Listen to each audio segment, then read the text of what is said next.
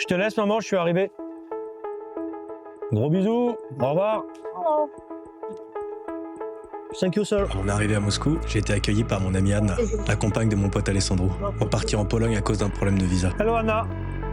Anna va m'accompagner à plein d'endroits, donc tu vas entendre parler un peu anglais et un peu russe. On est dans le métro à Moscou et c'est juste superbe. C'est tout en marbre, c'est incroyable. C'est hyper agréable. Les gens, c'est pas la cohue. Pourtant, il est 19h20 et on est samedi. Hein. Donc il pourrait y avoir du monde. Et là, on a le métro qui arrive.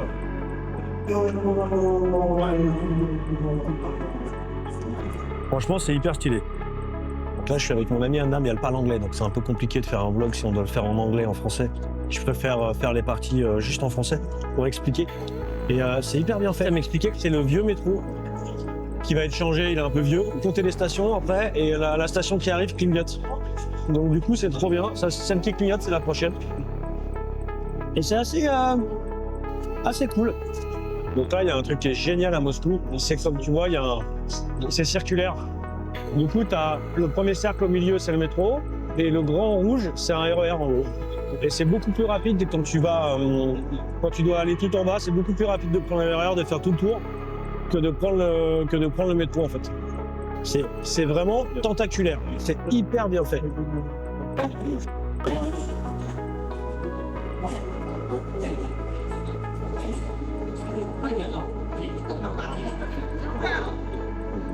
Mon amie Anna est avec moi, elle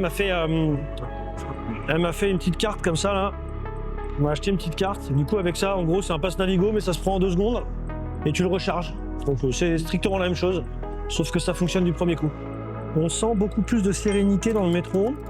Et j'ai demandé, il n'y a pas de pickpocket, ça n'existe pas ici. Enfin, je pense que ça a existé, mais qu'ils ont eu des petits problèmes techniques. Là, il y a un truc qui est vachement bien, on peut prendre son vélo dans le métro.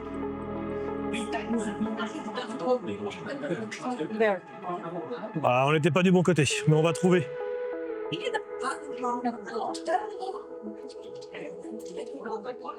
Moi, je suis Anna.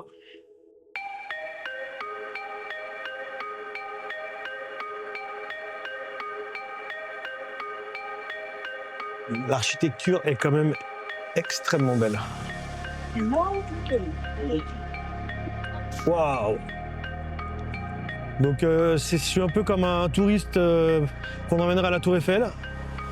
Là, c'est la place rouge. C'est superbe. C'est vraiment très beau. J'ai jamais vu autant de voitures de luxe, je crois. On se croit à Bangkok. Il y en a partout. Des voitures de luxe, des montres, ça ne pose de problème à personne. Et là, la place rouge. Elle est vraiment très belle. Hein. C'est vraiment superbe. Alors, on va essayer de rentrer dans la place rouge pour voir si on peut y aller, mais ça a l'air fermé. Va-t-on pouvoir rentrer? Bon, moi j'ai l'impression qu'aujourd'hui ce sera sans nous la place rouge. Ah oui, il y a un événement.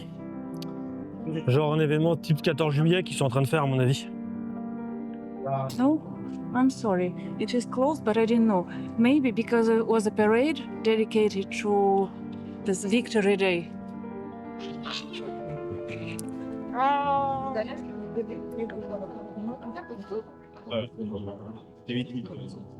Honnêtement, c'est gigantesque. Je sais pas si tu vois tout là-bas, mais c'est vraiment gigantesque. Demain, la place rouge sera ouverte. Parce que là, il y avait le 9 mai, les fêtes de la guerre 39-45, le fait qu'ils aient gagné la guerre. Bon, un peu comme on fait chez nous. Hein. D'ailleurs, il ne faut pas oublier qu'ils nous ont beaucoup aidés pour cette guerre. C'est eux qui ont repoussé les Allemands jusqu'en Allemagne. Et là, il y a l'endroit où il y a les militaires, où il y a le changement de militaire aussi. Bon, c'est extrêmement touristique. Hein. Là, vraiment. Et il y a beaucoup de touristes au final. Hein. Et je pense qu'il y a beaucoup de touristes russes. Parce que j'entends vraiment quasiment que par les Russes. Hein. Mon amie Anna a fait la guide touristique. Donc elle me montre toutes les petites choses. Donc voilà, c'est ça. Ils sont rentrés en guerre en 41 jusqu'en 45. Et là, vous avez les militaires. C'est très joli. Ça me fait penser un peu en Angleterre. Ils font ça aussi. Et donc ça va changer dans 20 minutes. Je ne sais pas si on sera encore là.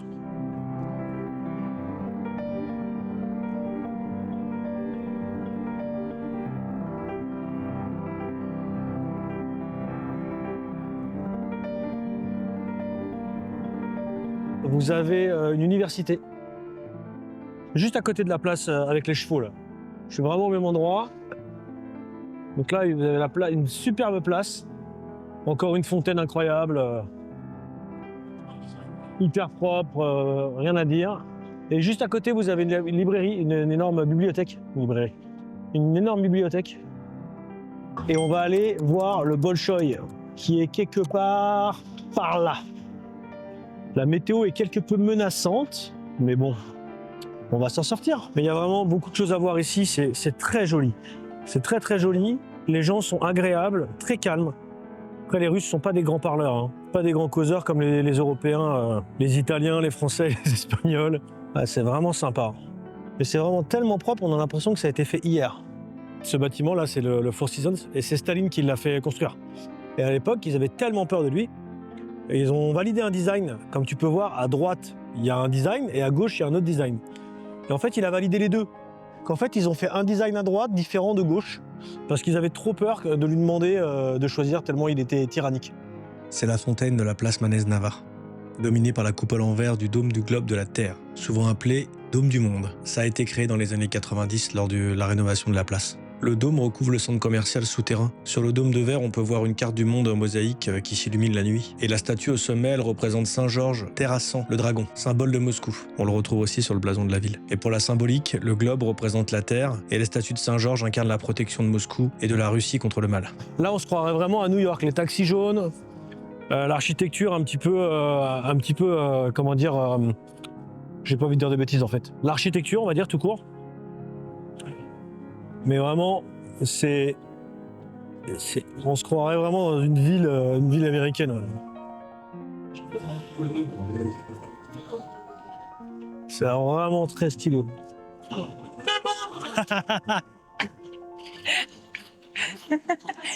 Et donc ça, c'est un bâtiment gouvernemental pour les députés. Il est immense. Je sais pas quelle taille il fait, mais il est vraiment, vraiment très grand.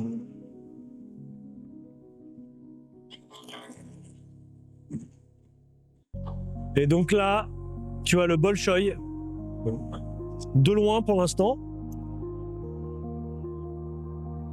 On va s'approcher, on va aller visiter le Bolchoï. Comme tu pourras voir, ici tu peux pas traverser comme ça, à la parisienne.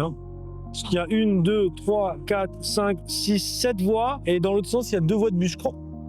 Donc tu as 9 voies presque, tu traverses pas. Alors ça, il y en a un petit peu partout dans la rue, dans la ville. C'est pour célébrer la victoire de 39-45. Eux, c'est 41-45.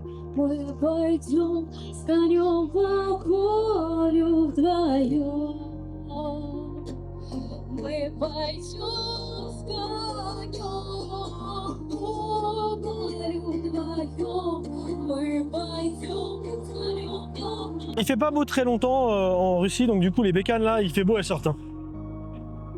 Encore une magnifique place. Avec du coup le Bolchoï que tu vois en grand là. Bon, c'est juste magnifique. Donc là on a la chance, le Bolchoï est allumé. Et c'est vraiment superbe. Il commence à faire un peu nuit là, c'est vraiment incroyable. Donc ça c'est un autre bâtiment, c'est une annexe du Bolchoï, qui est un peu plus récente, où il y a du ballet contemporain dedans. Ça aurait été cool d'aller voir un ballet. Si j'ai le temps cette semaine, j'irai voir un ballet. Et je vais vous avouer qu'il commence à faire faim, il est 20h40. J'ai pas encore vraiment mangé aujourd'hui. Alors, je peux pas dire que j'ai pas vraiment mangé, parce que j'ai quand même mangé des crêpes au caviar. Et les crêpes au caviar, c'est quand même le luxe, au petit-déj. Bolchoï à gauche. Tu vois au loin la place rouge.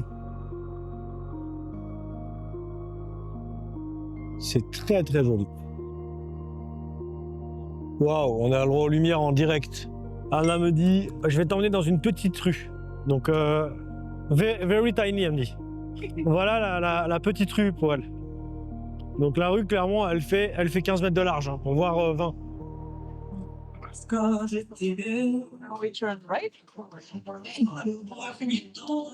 Donc voilà la petite rue. The theater of operetta is like small opera. Ah, c'est un petit opéra, ça. Yeah. Donc, for you, Anna Karenina, look, the whole week. the whole week is the same people.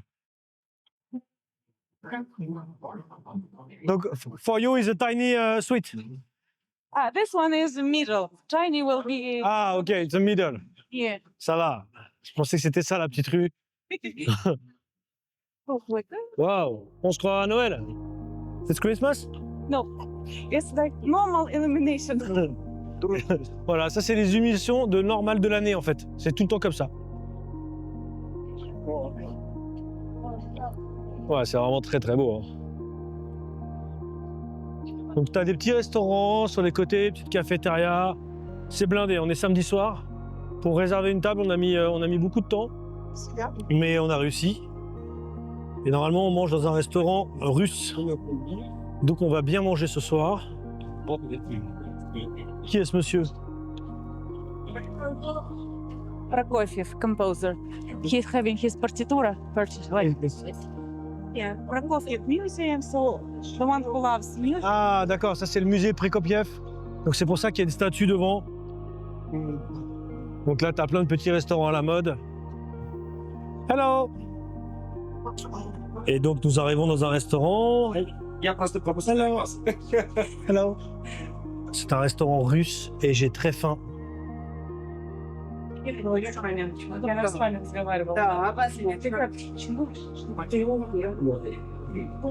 Ah, il est super sympa ce resto. Pour cette première journée, nous avons marché, visité Moscou. C'était très agréable. Anna est une amie chère et vraiment avenante. Un peu triste de ne pas plus la montrer sur ce vlog. Nous avons mangé russe et c'était délicieux. Un vin géorgien très bon également, mais chauvin comme je suis, j'ai quand même signalé à Anna que le vin français était meilleur. Ceci est une fin de vidéo. Ah oui, pense à t'abonner, mettre un like si tu as aimé et un commentaire. Je te dis à bientôt.